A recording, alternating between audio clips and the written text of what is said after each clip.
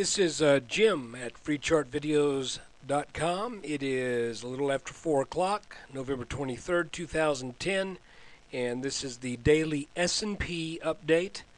And it seems is always the case, there's interesting things going on technically with the markets. And we're going to look at the S&P today, as we do every day. I want to remind you that this is being brought to you by freechartvideos.com. Using time-honored techniques to understand modern markets. This video is for educational purposes only. Don't take my word for anything. You need to do your own due diligence and make decisions that are suitable for your financial situation. I'm not a licensed professional, just a guy that draws lines on charts. Okay, you have probably seen enough of the long-range charts to know that there is a large inverse head and shoulders pattern that formed over almost 5 months after the flash crash. And that pattern still has not fulfilled its expected move to 1240 to 1250. And today did not help the case much as we're down according to the BATS exchange here, which may not be the exact number, but we're down about 17 today. And just as an aside, this was caused purportedly by North Korea firing on a South Korean island.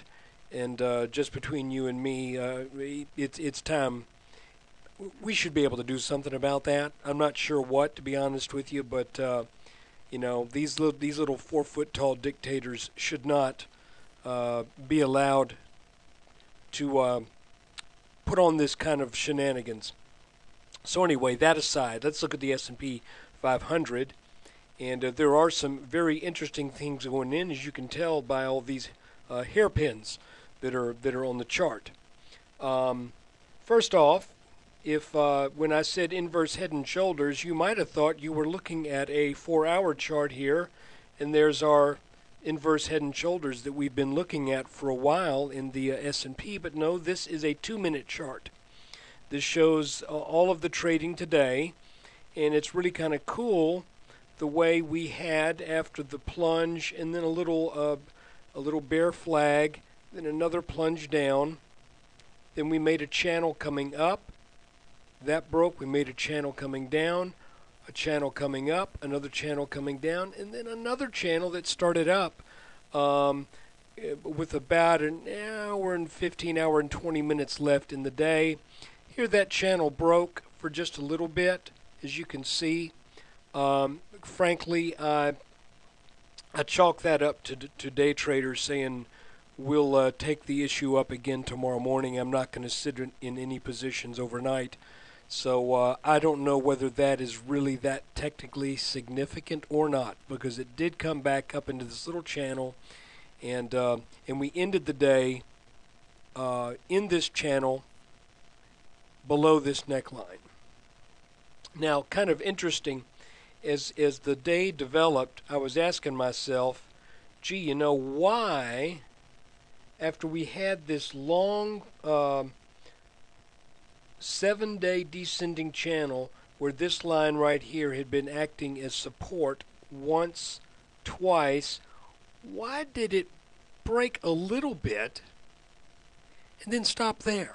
Because frankly, when this line broke, I was thinking, you know, Katie bar the door, we may be heading down to test this bottom line, as we've done numerous times before. But it bounced right here. And it took me a little while, but not too long, and I started to see why I think that happened. I want to show you what I found. If we take this top here, see those three, we got what, 1, 2, 3, 4, 5 touches on that line where it was resistance. If we take that and extend it down, look what we get. We get another case of what appears to be resistance, resistance, resistance, resistance, broken, support. When it did not touch the second time, then I started looking at this and thinking, well, let's see what happens once we get above this red line again. Then this line acted as support. And really at that point I was thinking, if this line acts as support, then I think we may be looking at a small inverted head and shoulders pattern on the 2-minute chart.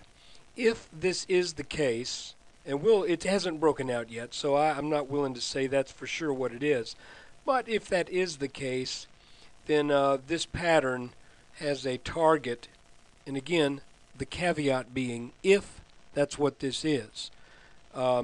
This pattern has a minimum expected move to get us up to about 1189, and that may be the impetus that the markets need to start heading back up. So anyway, that's what we got going on in the S&P 500. I actually was a buyer of some things in this area here today. I bought, well, I won't tell you what I bought because I don't want you to think that, that I don't want you to emulate what I do, because I may not have done the right thing, but I will tell you one thing I bought was some Rensola, the solar company. I think that's how you pronounce it. I've been looking at it for a while, waiting for a pullback to what I thought would be the high 8s, but I figured today may be the best we're going to get on a pullback. So anyway, I hope you got something out of this analysis. I want to encourage you also, please, when you get a chance, go visit freechartvideos.com. I have set up a very simple forum on the site, and if you want to ask questions, share ideas on the forum, that would be great. There's not a whole bunch there. It's just a section where you can share ideas on individual stocks, share ideas on indexes, and then there's also a section where we can get into maybe some of the underlying fundamental reasons that are help driving the markets as well.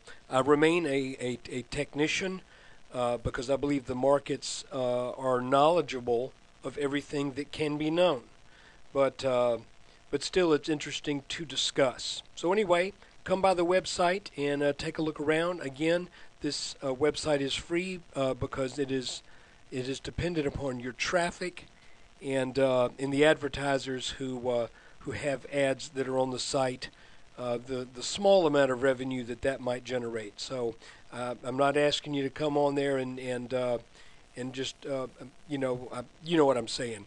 I'm just saying, tell your friends, I want to build up traffic and let nature take its course. So take care. We'll do another video tomorrow.